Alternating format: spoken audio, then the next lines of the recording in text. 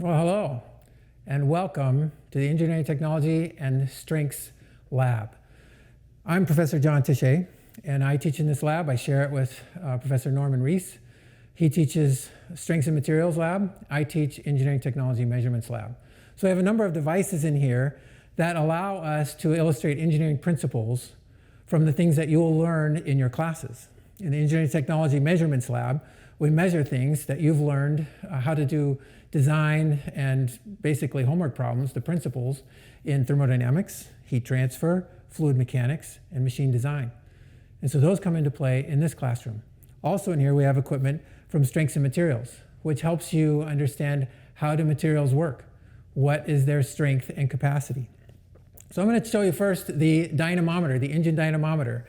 In thermodynamics, you learn about generating energy from other sources of input. And so for a generator, you're probably used to pulling on a cord and getting power out. So we don't pull on a cord here. We start up a diesel engine over here, and it's connected by a shaft to a generator. And so we want to characterize the performance of this engine. So we measure, we set up over here with some weights on this arm, that we put some weights on here, and we can measure the twist in the shaft. And that's how we measure torque. So we get a characterization of the torque in the shaft. We have a fuel gauge on the device over here.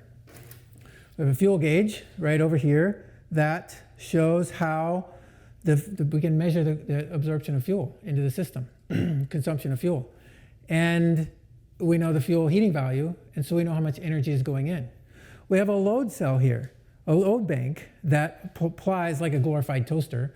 It's just a bunch of resistors, but I've got switches on here that are different settings. And so 3 kilowatts, 9 kilowatts, 12 kilowatts, we can apply that to the load coming out of here, and so we can measure the performance of the engine. We also get a view of the waveform for the RPMs going around here. So we study what this looks like. Now over on the board, over here, if you look over there, we'll get a waveform on the oscilloscope that helps us understand what is the RPM of the generator under various loads, what is the offset between the driven side, the engine side, and the drive side, the engine side, and the driven side, which is the generator, right? And so the shaft is going to twist, and that's how we measure torque. And so we have some examples set up here because we just ran this lab yesterday. All right, so that's the engine dynamometer. We learn about thermodynamics and machine design in this lab, and we have it set up inside so that we can run the exhaust out and we don't have to be out in the weather for that. Another system that we have in here is this air conditioning system. We have a full air conditioning system design. This was a senior design project a few years ago where the students took some existing parts and made it into an air conditioning system. So the compressor pumps to the condenser, through an expansion valve, through the evaporator, and you get hot air or cold air, depending on whether you want a heat pump or an air conditioner. And so we're able to measure the airflow through here. We're able to measure the temperature difference. We're able to measure the flow and the pressure in the refrigerant system. So students get an understanding of what they learned in thermodynamics relative to refrigeration. Right? Your refrigerator, your air conditioner, your freezer, your ice maker, all work on the principle of pulling hot air or warm air out of a space and making that space colder, right? Air conditioning, we're pulling the warm air out and dumping it outside so that we can have a cooler environment. In your refrigerator, you're pulling the hot air out of the refrigerator to make it a cooler environment. That's what we're doing with an air conditioner. And so you learn the principles of that in thermodynamics. In this experiment, I've just got some simple kitchen experiments. This is called kitchen thermo, right? So I've got a pressure cooker. You know about a pressure cooker?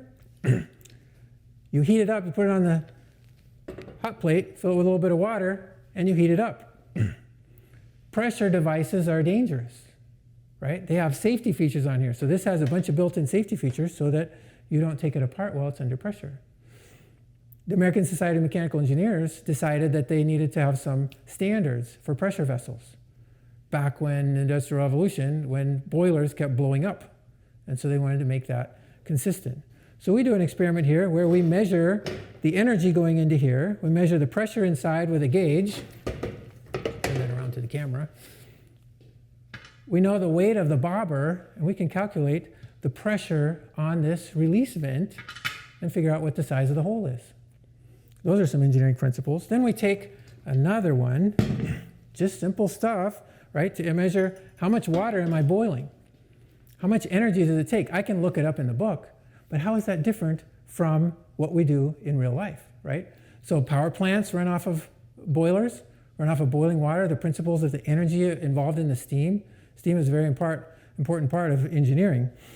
So we're measuring the temperature in here. We heat it from room temperature up to 100 degrees C. Then we phase change to create steam. And we want to know how much energy we put in here. We can measure the energy on the burner. And we can measure how much water we lost converted to steam. And we can correlate that to the theoretical values that are in your textbook. And understand what the efficiency of the stove is, right? So that's another lesson that we have. Over here, we've got a few other devices that we run. Here's a pressure system. So we can take this device here. We can pump up the pressure with this little hydraulic cylinder, run it over here to a load cell, and see if the pressure that I'm putting in here matches with the force that I'm getting on this system based on its geometry. So I can measure that. So I need to know machine design. I need to know hydraulics, fluid mechanics with that. Here's another simple thing that we have. We do a lab on. This is a hub odometer. This hub odometer goes on the wheels of a trailer of an 18-wheeler. So it can measure how far the trailer goes. This is designed by a company here in Longview, Stemco. So we take this apart, and I want the students to reverse engineer this to understand how does this work. What are the gears inside of this? As this is on the wheel, what makes this go around? What increments the odometer here as it's on the wheel of a tractor trailer? How big does the wheel need to be? Does it make a difference, right? So those are some engineering principles that you learn in our lab. And finally, here's a tensile tester, right? And so we take little devices that the students make, machine this one's out of aluminum, machine a certain size, length, dimensions on here, stick it in the machine, run the machine and pull it apart and see how much it stretches until it breaks. And we record that on a recording device. So you get the material properties and see if what's in here, if this aluminum, the 6066 aluminum, matches when it breaks, if it matches what the book says it should be. And if it doesn't, why doesn't it?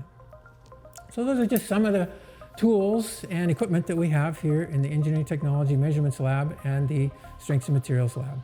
Thanks for coming.